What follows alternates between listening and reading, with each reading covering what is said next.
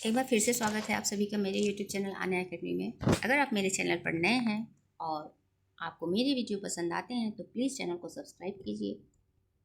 तो महाराष्ट्र के यायावर क्षत्रिय वंश में उत्पन्न हुए थे और इनके पिता का नाम था अमात्य दर्दु या दुहिक और इनकी माता का नाम शीलवती और इनके जो पितामह थे वो अकाल जलद। और राजशेखर की पत्नी का नाम था अवंती सुंदरी। राजशेखर शैव थे। राजशेखर महिपाल के आश्रित थे। इनकी जो शैली थी वो थी गौड़ी और राजशेखर कालिदास हर्ष और भवभूति से बहुत ज़्यादा प्रभावित हैं। और इनकी जो कृति है जो उसमें 4 नाटक हैं। बाल रामायण इसमें कुल 10 अंक, बाल महाभारत इसमें 2 अंक और यह इनकी अपूर्ण रचना है।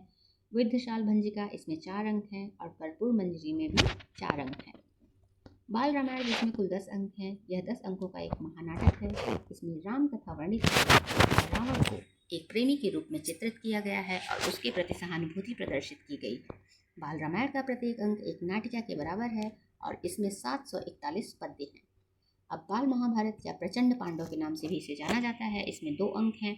इसमें द्रौपदी स्वयंवर और द्रौपदी चीरहरण की घटनाएं वर्णित हैं और यह उनकी अधूरी कृति है। विद्धशाल भंजिका इसमें कुल 4 अंक हैं। यह शास्त्रीय दृष्टि से एक नाटिका है। इसमें राजकीय प्रणय क्रीड़ा वर्णित है। कर्पूर मंजरी में 4 अंक है। यह 4 अंकों का सट्टक नामक रूपक है। सट्टक की भाषा प्राकृत होती है। इसका कथानक राज परिवार की प्रणय क्रीड़ा से संबंध है।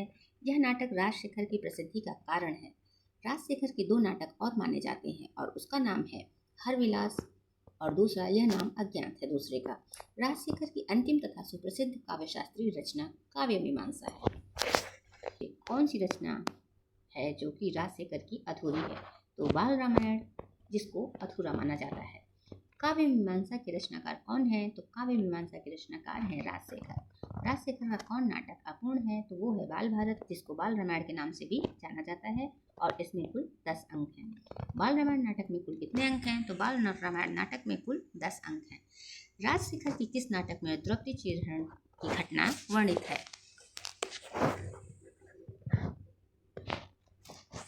तो राजशेखर की बाल भारत नाटक में द्रौपदी चीरहरण की घटना वर्णित है। इनमें से किस नाटक में रामायण की कथा का वर्णन है? तो बाल रामायण में रामायण की कथा का वर्णन है। राजशेखर नाटक लिखे हैं तो राजशेखर के कुल नाटकों की संख्या 4 है। राजशेखर की काव्य शास्त्रीय रचना कौन सी है? तो राजशेखर की काव्य शास्त्रीय रचना का नाम है काव्य मीमांसा। राजशेखर की प्रसिद्धि का कारण कौन सा नाटक है? तो राजशेखर की प्रसिद्धि का जो कारण माना जाता है जिस नाटक को, उस नाटक का नाम है कर्पूर मंजरी। कर्पूर मंजरी के रचयिता का नाम बताइए। तो कर्पूर मंजरी के रचयिता का नाम है राजशेखर और इसी के जीवन चरित्र संबंधी सामग्री प्राप्त है। उसका एकमात्र आधार अवंती सुंदरी कथा है।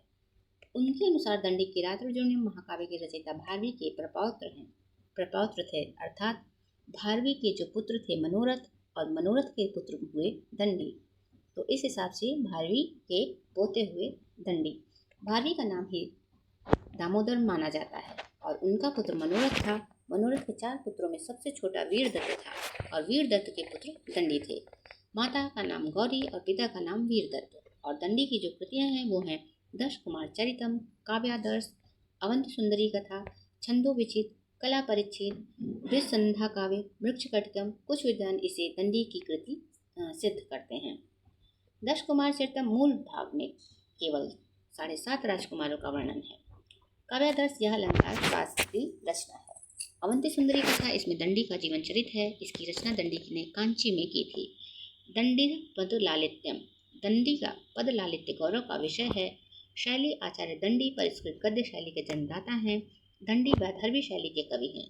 दंडी आदर्शवादी न होकर यथार्थवादी और व्यवहारवादी हैं। दंडी अलंकारवादी आचार्य हैं। तो आइए जानते हैं महाकवि दंडी से आधारित परीक्षा की दृष्टि से महत्वपूर्ण प्रश्न। काव्यादर्श के रचनाकार निम्नलिखित में से कौन है? तो काव्यादर्श के रचनाकार का नाम है दंडी। कौन सी रचना कालिदास की इसमें से नहीं है? तो इसमें से कालिदास की रचना दश कुमार चरितम नहीं है। कला परिच्छेद के रचनाकार कौन है? तो कला परिच्छेद का रचनाकार का नाम है दंडी। दंडी के काव्य शास्त्रीय ग्रंथ का नाम क्या है? तो दंडी के काव्य शास्त्रीय ग्रंथ का नाम है काव्यादर्श। संस्कृत काव्य में पद लालित्य के लिए किसकी प्रसिद्धि सर्वाधिक है? तो संस्कृत काव्य में पद लालित्य के लिए दंडी कवि सर्वाधिक प्रसिद्ध हैं। सूची, यह सूची पर आधारित प्रश्न है जिसमें पहली सूची का दूसरी सूची से मिलान करना है। तो कुछ कृतियां दी गई हैं और उनके लेखकों को हमें खोजना है। तो 10 कुमार चरित्र यह लिखे हैं दंडी, नैषधीय चरित्र लिखने वाले हैं श्रीहर्ष और उत्तर रामचरित्र लिखे हैं भवभूति। तो इसमें आंसर होगा तीसरा। कला परिच्छेद के लेखक कौन है? तो कला परिच्छेद के लेखक का नाम है दंडी। दंडी निम्नलिखित में से किस प्रकार के आचार्य हैं? तो दंडी इसमें से अलंकारवादी आचार्य है। काव्यादर्श किसकी रचना है? तो काव्यादर्श दंडी की रचना है। अवंती सुंदरी कथा के लेखक कौन है? तो अवंती सुंदरी कथा के लेखक का नाम है दंडी। पद लालित्य के लिए कौन जाने जाते हैं? तो पद लालित्य के लिए दंडी कवि जाने जाते हैं। दंडी किस शैली के कवि हैं? तो दंडी वैदर्भी रीति की शैली के कवि हैं। दंडी कवि क्या हैं? तो दंडी कवि यथार्थवादी हैं।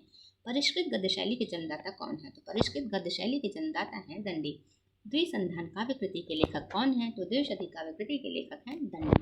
तो इसी के साथ आज का टॉपिक हमारा यहीं पे समाप्त होता है। मिलते हैं कल एक नए क्लास में और नए टॉपिक के साथ। तब तक आप सभी का धन्यवाद।